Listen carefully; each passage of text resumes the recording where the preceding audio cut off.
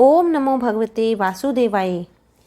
कार्तिक मास सर्वेश्वरी श्री राधा रानी को अति प्रिय है। इस मास में प्रभु नाम का संकीर्तन तथा कथाएं सुनने से राधा माँ की अपार कृपा प्राप्त होती है। तो सभी भक्तजनों को कार्तिक मास की कथा हर रोज़ सुननी चाहिए। तो आइए सुनते हैं कार्तिक मास का 10वां अध्याय। राजा पृथु ने कहा, हे देव ऋषि, आपको नमस्कार है। कृपया कर आप यह कहिए कि जिस समय भगवान शंकर ने अपने माथे का वह तेज क्षीर सागर में डाल दिया तो उस समय क्या हुआ। नारद जी ने कहा, हे राजन, जब भगवान शंकर ने अपना वह तेज क्षीर सागर में डाल दिया तो उस समय वह शीघ्र ही बालक होकर गंगा सागर के संगम पर बैठकर संसार को भय देने वाला रुदन करने लगा। इसके रुदन से समस्त संसार व्याकुल हो उठा। लोकपालों के मन में भी व्याकुलता हुई, चराचर चलायमान हो गया। शंकर सुवन के रुदन से ब्रह्मांड व्याकुल हो गए। समस्त देवता और ऋषि मुनि व्याकुल होकर लोकपिता में श्री ब्रह्मा जी की शरण में गए। सब ने मिलकर श्री ब्रह्मा जी को प्रणाम किया और स्तुति की। फिर कहा कि हे पितामह, यह तो बड़ा भयंकर समय उपस्थित हुआ है। हे महायोगिन, इसका नाश कीजिए। तब देवताओं की ऐसी बात सुनकर श्री ब्रह्मा जी सत्यलोक से उतरकर उस बालक को देखने के लिए समुद्र तट पर आए। समुद्र ने ब्रह्मा जी को आता देखकर प्रणाम किया। बालक को उठाकर उनकी गोद में दे दिया। तब विस्मित होकर श्री ब्रह्मा जी ने पूछा, हे सागर, तुम शीघ्र कहो कि यह बालक किसका है।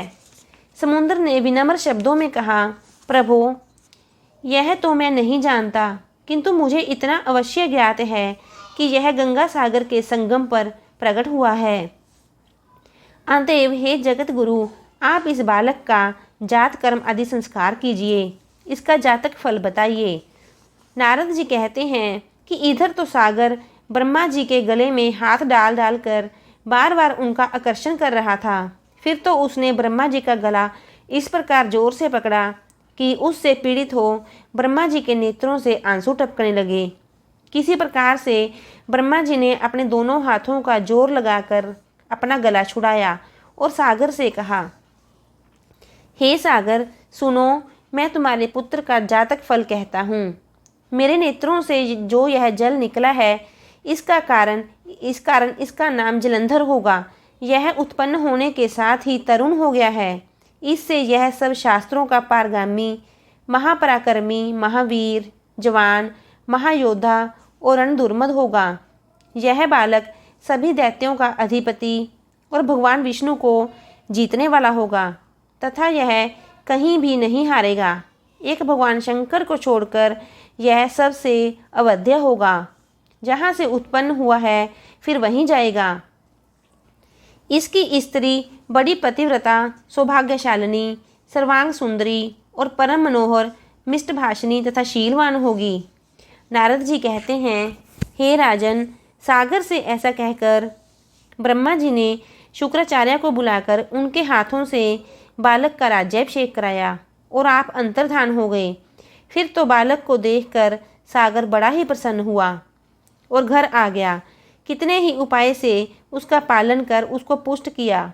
फिर कालनेम नामक असुर को बुलाकर उसका वृंदा नाम की कन्या से सविधि विवाह करवा दिया। उस विवाह में बड़ा उत्सव हुआ। श्री शुक्राचार्य के प्रभाव से स्त्री सहित जलंधर दैत्यों पर राज्य करने लगा। ओम नमो भगवते वासुदेवाय। तो ये था कार्तिक मास का 10वां अध्याय।